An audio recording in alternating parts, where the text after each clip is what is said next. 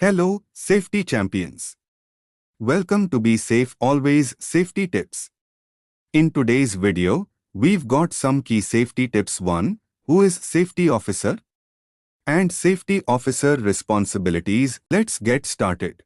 1. Who is safety officer? A safety officer is a person responsible for maintaining a safe working environment.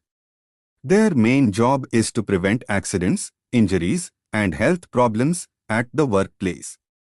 2. Safety officer responsibilities. Developing safety policies and procedures, identifying hazards, conducting risk assessments, training and education, monitoring and inspections, accident investigation and reporting, compliance and legal requirements, emergency preparedness, promoting a safety culture. That's it for today's topic. I'll be back soon with a new video on another interesting topic, so don't forget to like and subscribe to stay updated and support the channel.